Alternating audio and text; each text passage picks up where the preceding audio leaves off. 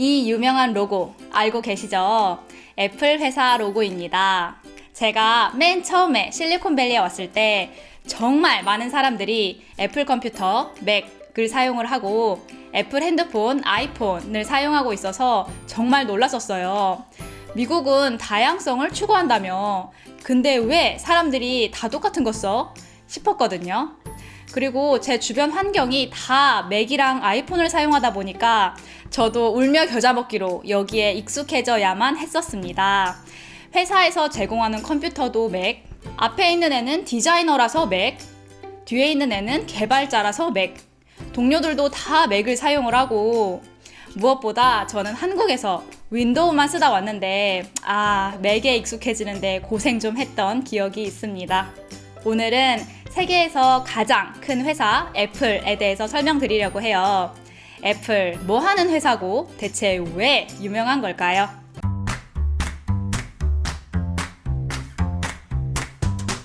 안녕하세요, 네미입니다. 오늘은 애플이란 회사에 대해서 소개해 드리려고 해요. 생뚱맞게 웬 회사 소개냐 하실 수도 있는데요. 저희가 세계적인 회사 이야기를 시리즈로 만들어 볼까 하는데 어떻게 생각하세요? 정말 큰 맘 먹고 자료조사 많이 해서 준비한 영상입니다. 재밌게 봐주셨으면 좋겠습니다. 자, 애플이 그냥 스마트폰 만드는 회사인 줄 알고 계시는 분들이 많을 텐데 사실 애플은 스마트폰 훨씬 전부터 우리 생활에 알게 모르게 영향을 많이 준 회사입니다.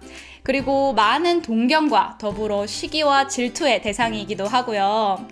전 세계에서 가장 값어치가 높은 회사이기도 하고요. 애플이 제품 발표하는 날이면 전 세계의 이목이 집중되고요. 한국에서도 이 영상 본방사수하려고 새벽 2시에 일어나 계신 분들 정말 많으시죠? 마치 IT계 월드컵 경기 날인 것 같다고나 할까?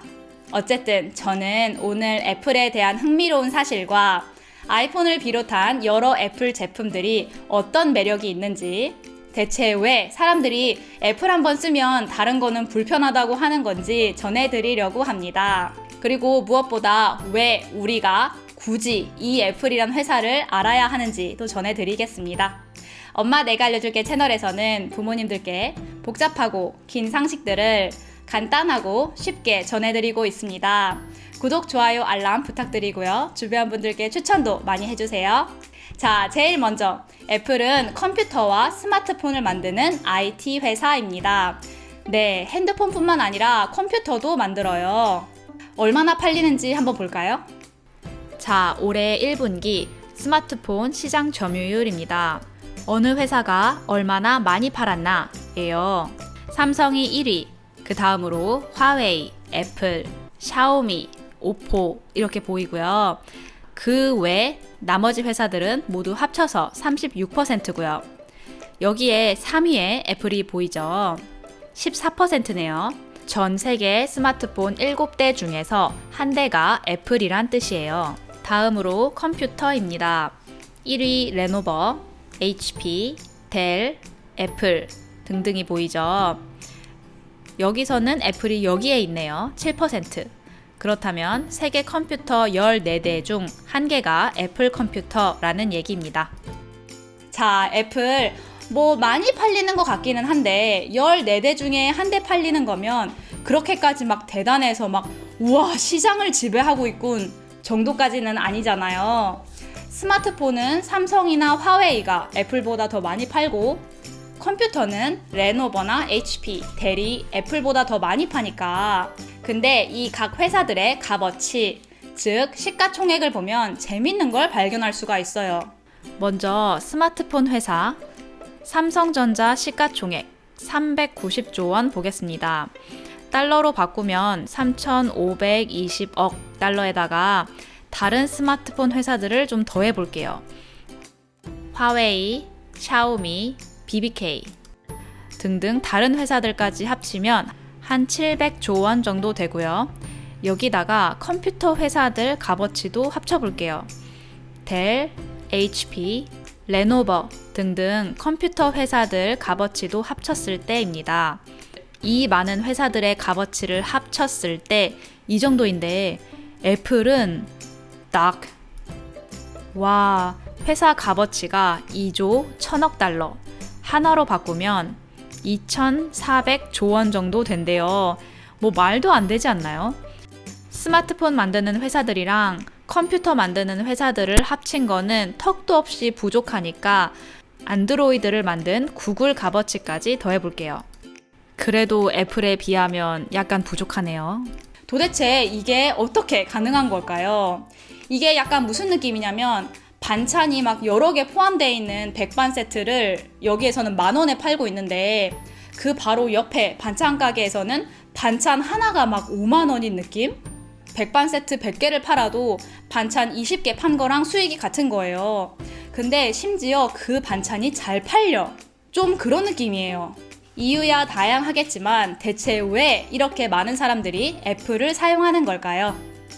여러 자료 조사와 경험들을 바탕으로 4가지 이유를 추려봤습니다. 애플의 강점이기도 하고 오늘 이 영상의 목차이기도 합니다. 첫 번째, 애플의 과거, 그리고 블루오션 크리에이터. 두 번째, 애플의 디자인 철학, 애플의 사용자의 높은 충성도. 네 번째, 애플의 미래, 그리고 더 나올 블루오션. 대체 왜 애플이란 회사가 관심과 사랑, 그리고 논란과 질투의 대상이 될 수밖에 없는지 이 요소들을 하나씩 짚어볼게요. 먼저 애플로부터 시작된 산업이 많습니다.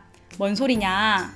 애플은 1976년에 스티브 잡스와 스티브 워즈니악이라는 당시 20살 청년 2명이 시작한 회사입니다. 뭐 워낙에 유명한 얘기죠. 그 이후로 10년 정도를 주기로 한 번씩 세상을 바꾼 산업들이 애플에서부터 시작되었습니다. 하나씩 짚어볼까요? 먼저 개인 컴퓨터가 있습니다. 퍼스널 컴퓨터, PC라고도 부르죠. 당연히 우리 집에서 내가 사용하는 거니까 내 컴퓨터고 지금은 컴퓨터가 필수 가전제품이 돼버렸는데 이 내 컴퓨터라는 개념을 애플이 40여 년 전에 처음 만들었습니다. 애플 이전에는 컴퓨터 하면 이렇게 회사에서 회계 계산용으로 쓰던 기계를 의미했어요. 그때는 이게 최첨단이었다고 합니다. 컴퓨터 한 대 크기는 방 하나에 꽉 찼고 사람도 많이 필요로 하는 사업용 기계였습니다. 제일 대표적으로 이런 산업용 컴퓨터를 IBM이라는 회사가 만들었고요. 그리고 1970년 중반에는 개인이 사용할 수 있는 PC, 알테어라는 것도 나왔는데 그닥 쓸모가 별로 없었어요. 게다가 이게 컴퓨터 완전체가 아니라 조립형이었어요. 그래서 소수의 애호가들이 실험용으로만 사용할 수 있었어요. 우리가 지금 알고 있는 컴퓨터랑은 좀 많이 달라 보이죠. 개인이 사서 내가 필요한 용도로 쓸 수 있는 개인 컴퓨터는 1977년 애플로부터 시작되었습니다. 아, 이제야 개인 컴퓨터 진짜 PC처럼 보이죠. 그야말로 정말 돌풍을 일으켰고 그 이후로 PC 산업과 소프트웨어 산업이 폭발적으로 성장합니다.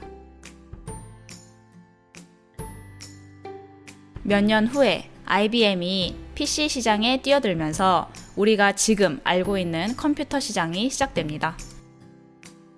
회사에서도 집에서도 장부를 손으로 적고 계산기를 두드렸던 그 아날로그 시대에서 컴퓨터 디지털 세상으로 바뀌는데 애플의 영향이 정말 컸습니다. 애플이 직접 발명하거나 개념을 대중화시킨 것들, 예시를 몇 개 전해드리자면 복사, 붙여넣기, 실행 취소 같은 정말 기본적인 컴퓨터 기능부터 다양한 폰트나 글꼴이라는 개념도 애플에서 시작했고요. 이게 없이 컴퓨터를 어떻게 해? 싶은 마우스, 그리고 우리가 컴퓨터 딱 켜면 바탕화면 뜨잖아요. 이렇게 화면을 그림처럼 보여지게 만드는 기술을 GUI라고 불러요. 그 전에는 컴퓨터 화면이 이렇게 멋대가리 없게 보기만 해도 지루하게 생겼었거든요. 어쨌든 이것도 애플에서 시작했습니다. 그 외에 우리가 뭐 정확히 뭔지는 몰라도 되지만 레이저 프린팅, 플러그 앤 플레이, API, 기본 네트워킹, 전자출판도 애플이 발명하거나 대중화시켜서 지금까지도 우리가 사용하고 있습니다. 아, 그리고 ARM이라는 칩을 만드는 회사가 있어요. 아마 들어보신 분들도 계실 거예요. 대부분의 스마트폰이나 태블릿에 들어가는 칩이 이 회사에서 디자인한 거거든요. 이 회사도 30년 전에 애플 덕분에 만들어졌고 애플 덕분에 성장해서 지금 최고의 자리를 지키고 있고요. 어쨌든 애플이 PC 산업, 그러니까 개인 컴퓨터 산업을 시작한 회사이기 때문에 역사상 가장 오래된 PC 회사입니다. 내 개인 컴퓨터라는 개념을 만든 조상이죠. 그 이후에 마이크로소프트라는 회사가 윈도우를 만들었고 우리 컴퓨터 딱 켜면 윈도우 하고 뜨잖아요. 그 윈도우를 마이크로소프트라는 회사가 만들었어요. 그래서 이 두 회사가 엎치락 뒤치락 하면서 지난 40년 넘게 꾸준히 PC 산업을 발전시켜 왔지만 어쨌든 더 큰 영향력을 미친 진짜 조상은 애플이라는 거. 다음 2000년대입니다. 음반 산업을 바꿔놨어요. 엄마 우리 예전에 음악 어떻게 들었는지 기억나시나요? 레코드판에서 시작해서 카세트 테이프로 넘어가고 또 CD로 넘어갈 때까지는 아날로그였어요.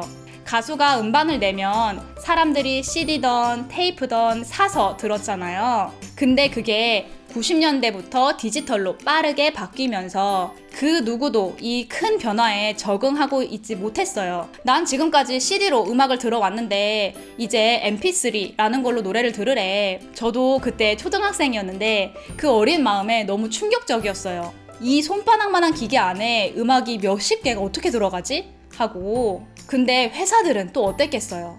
지금까지 사용했던 거 다 버리고 갑자기 디지털로 넘어가래.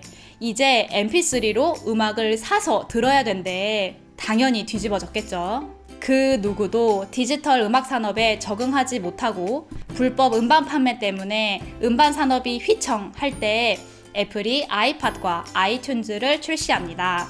음반 산업이 막 어떻게 불법 음반 때문에 불법 다운로드 때문에 우리 망하겠어 하고 있을 때 아이튠즈가 방향을 제시해 준 거예요.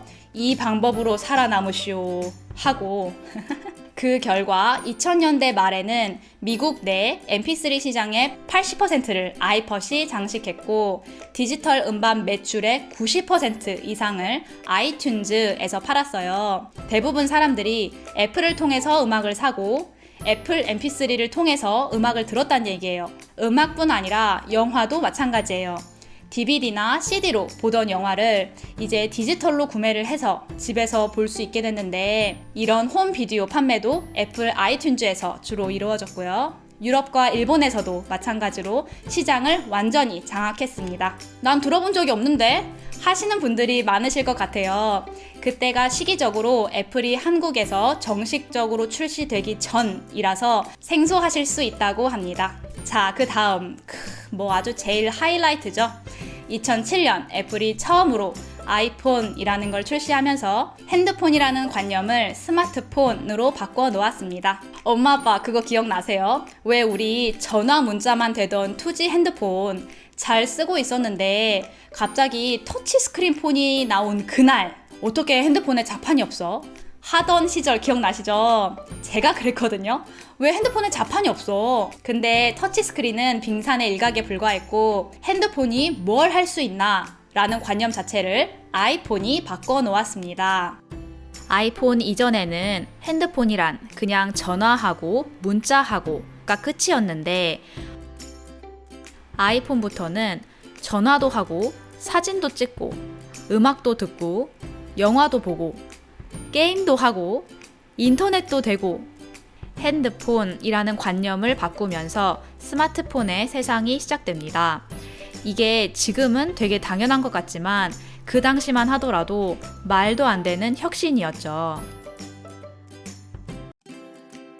그 당시만 해도 모든 핸드폰 회사들이 핸드폰은 당연히 자판이 있어야지 하고 아이폰이 망할 줄 알았대요. 근데 막상 이 아이폰 인기가 폭발적인 거예요. 그래서 노키아, 모토로라, 블랙베리 같은 정말 세계 최고의 핸드폰 회사들이 여기에 적응을 못하고 몇 년 만에 망했어요. 그 어마어마하던 세계를 장악하던 회사가 이 엄청난 변화에 발빠르게 대처를 못해서 사라져버린 거예요. 하나 더 앱스토어라는 걸 출시해서 엄청난 디지털 출판을 시작하게 됩니다. 이렇게 앱을 설치할 수 있다는 관념도 애플이 시작했는데 이것 때문에 수많은 회사들이 생겨났고 앱 산업이 폭발적으로 증가합니다. 2019년 한 해 동안만 175개국에서 나온 매출이 627조 원이라고 합니다. 말도 안 되는 규모예요. 자세한 내용은 이따가 다시 짚어볼게요.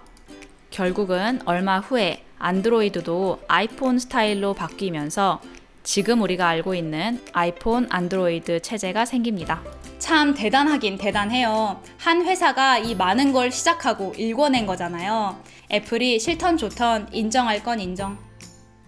이런 큼직큼직한 변화들 말고도 애플이 만든 자잘자잘한 변화들도 있어요. 몇 개만 더 짚어보자면 우리가 지금 알고 있는 태블릿, 스마트워치, 음성 안내 지원, AR 이런 거 지금은 정말 많은 회사들이 제품들을 출시하고 있지만 어쨌든 그 시작점에는 애플이 있었다는 거. 이 정도 되니까 왜 많은 산업과 회사들이 애플을 눈여겨서 지켜볼 수밖에 없는지 이해가 될 것도 같아요. 그쵸? 제가 어디로 가는지를 알아야 다음 시대의 트렌드가 보이니까 미친 영향력인 거죠. 참고로 제가 이걸 자잘자잘하다고 표현했지만 이거는 애플 입장에서 봤을 때 상대적으로 자잘하다는 의미고요. 전혀 자잘한 규모가 아닙니다. 예를 들어서 애플 입장에서는 이 에어팟이 그냥 액세서리로 분류가 되지만 이거 하나만 가지고 올해에만 20조 원을 넘게 번다고 해요. 아주 잘났죠. 한 가지 확실한 거는 정말 오랫동안 초대박 산업들을 만들어낸 회사구나. 애플이 없었다면 우리 지난 40년이 많이 달랐겠구나 하는 생각이 듭니다. 자, 그럼 여기에서 두 번째 토픽, 애플의 디자인 철학에 대해서 알아볼게요. 디자인 철학 하면 말이 좀 어려운데 대체 뭔 생각을 가지고 제품을 만드는가 하는 거예요. 애플은 제품을 만들 때 뭘 중점적으로 고려할까요? 하드웨어와 소프트웨어의 그냥 융합 아니고 완벽한 융합, 그리고 간단한 디자인, 그리고 마지막으로 대생태계인데, 근데 사실 이렇게 쓱 읽어보시면 와닿지 않으실 거예요. 아니 당연한 말 아니야? 우리 회사는 쓸데없이 복잡한 디자인을 할 거고 기기들끼리 연동도 안 시켜 놓을 거고 하는 회사가 어딨어. 제가 좀 더 설명을 드려볼게요. 애플은 라이프스타일 회사입니다. 단순히 기기를 만드는 게 아니고 사람의 마음을 녹이는 갬성갬성한 디자인을 추구합니다. 정말 유명한 분이시죠. 애플 창시자 스티브 잡스. 이분이 감성이랑 디자인을 굉장히 강조한 걸로 유명해요. 그래서 애플은 회사 초창기부터 모든 제품의 감성을 굉장히 중요시 여깁니다. 저희 곰피디님이 한 10년 전에 애플의 마케팅 회사랑 얘기할 기회가 있었는데 그쪽에서 말하길 애플은 예전부터 스스로 전자회사나 테크 회사라고 생각하지 않아요. 스스로를 라이프스타일 회사라고 생각하고 거기에 맞춰서 제품을 시작부터 끝까지 디자인해요 라고 했대요. 그리고 지금까지도 제품에서 그게 확연히 보입니다. 그냥 단순히 예쁘게 생겼네, 잘 만들었네 가 아니고 이 제품을 사용할 사람은 뭘 중요하게 생각할까? 그 사람이 지향하는 삶에 어떻게 도움이 될 수 있을까를 굉장히 진지하게 연구하는 걸로 유명해요.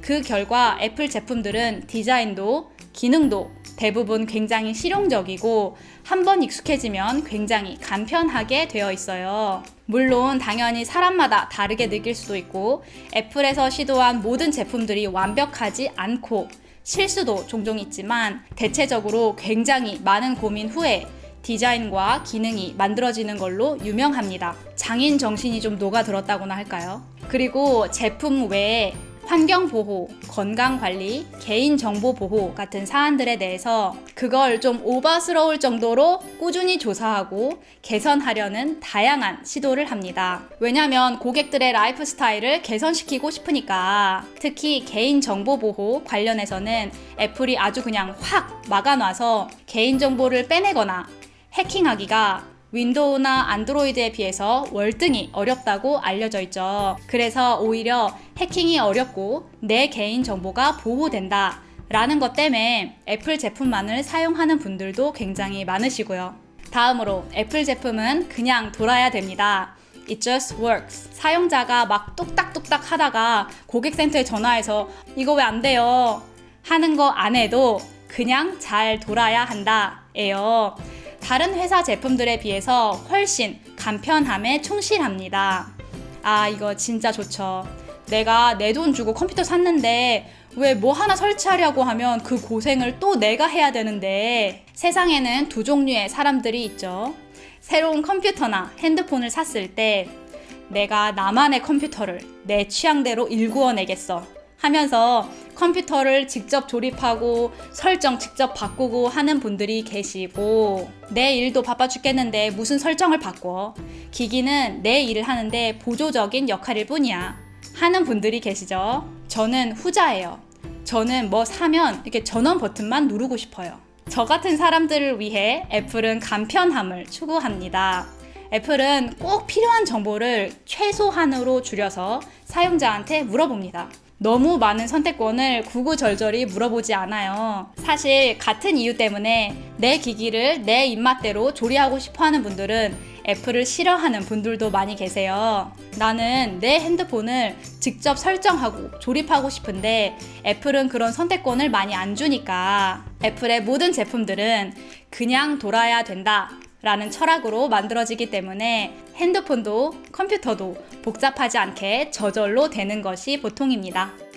사진을 공유하고 싶을 때 그냥 클릭 몇 번 만에 다른 사람한테 사진이 보내지게 한다든지, 복잡한 앱이나 설정 없이 아이폰으로 전화가 오면 컴퓨터로 전화를 받을 수 있다든지, 문자들도 마찬가지고요. 애플 제품들은 한번 익숙해지면 엄청나게 편하다는 엄청난 장점이 있습니다. 별다른 설정을 안 해도 저절로 돌아야 된다 라는 걸 약간만 더 업그레이드 시켜서 애플은 업데이트도 굉장히 간편합니다. 왜 엄마 우리 핸드폰 업데이트 하라고 잊을만 하면 뜨잖아요. 그거 업데이트 할 때 굉장히 쉽고 빠르고 업데이트 이후에 에러도 굉장히 적습니다. 그래서 애플 사용자들은 새 업데이트가 나오면 보통 며칠 만에 대부분의 사람들이 업데이트를 끝내요. 이거에 비해서 안드로이드의 경우 새 업데이트가 나와도 기기 회사마다 승인을 거쳐야 되고 업데이트 권한이 통신사에 걸려 있기도 해서 내가 내 핸드폰을 업데이트할 때까지 시간이 좀 걸리는 게 보통입니다. 그리고 마지막, 절대로 성급하게 제품을 내놓지 않습니다.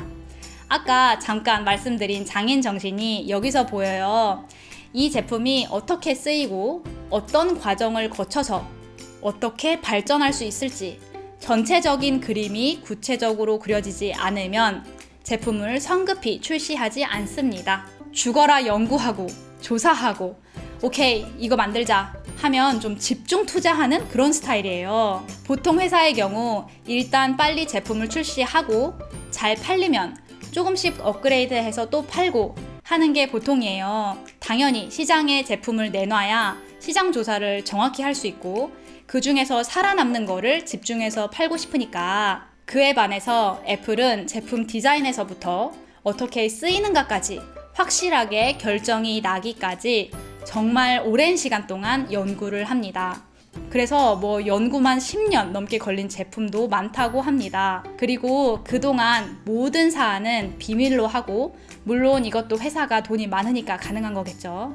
어쨌든 이런 것 때문에 애플이 비밀 보안에 굉장히 민감한 회사로 아주 유명하죠. 실리콘밸리에서도 많은 회사들이 요즘에는 애플이 뭘 연구하는지 알아내려고 귀를 막 쫑긋쫑긋, 대체 쟤들이 무슨 연구를 시작했을까 하고 주시하는 거죠. 막 쫑긋쫑긋.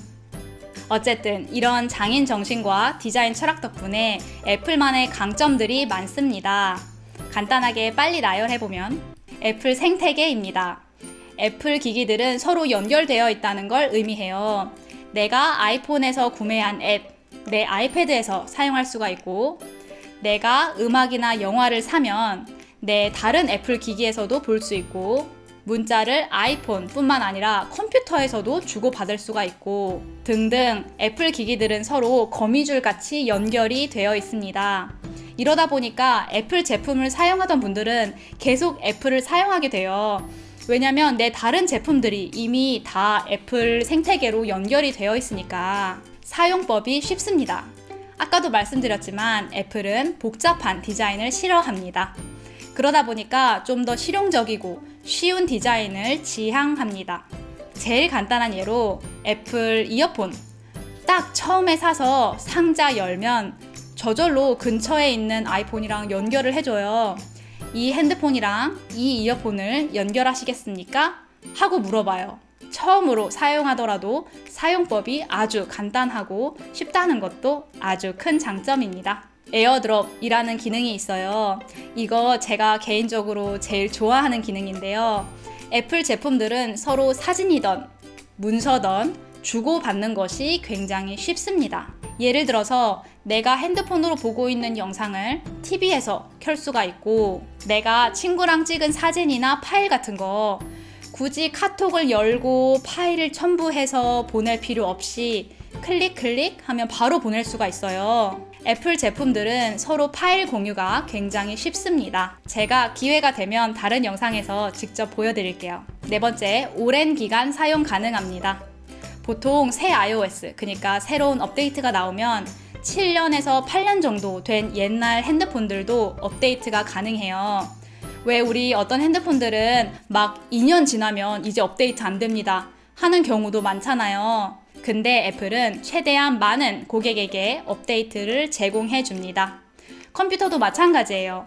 6년, 7년 된 맥, 그러니까 애플 컴퓨터도 꽤 잘 돌아가고 업데이트도 꾸준히 돼요. 제가 사용하는 맥 중에서 제일 오래된 게 2012년 거니까 이제 8년이 넘어가고 있는 컴퓨터인데 문제없이 잘 돌아갑니다. 다음으로 제품을 다시 되팔 때 아이폰이 안드로이드보다 가격이 훨씬 높습니다. 아이폰이나 맥을 살 때 딸려오는 앱들이 상당히 유용합니다. 우리 왜 핸드폰이나 컴퓨터 살 때 이미 깔려져 있는 기본 프로그램 중에서 진짜 쓸데없는 광고 많잖아요.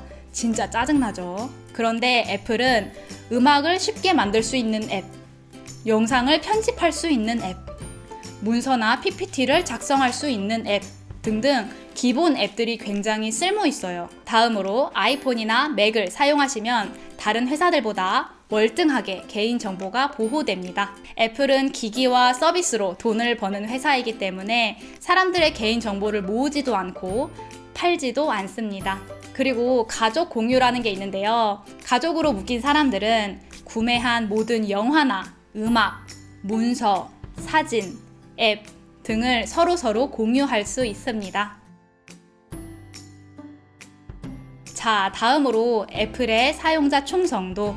애플은 무슨 종교처럼 충성도 높은 팬들이 많습니다. 테크 회사 중에서는 거의 독보적이에요. 현재 기준 세계적으로 10억여 명의 애플 사용자가 15억 개의 애플 기기를 사용하고 있다고 합니다. 그중 많은 분들은 애플 외에 다른 기기나 시스템을 거의 사용하지 않는다고 해요.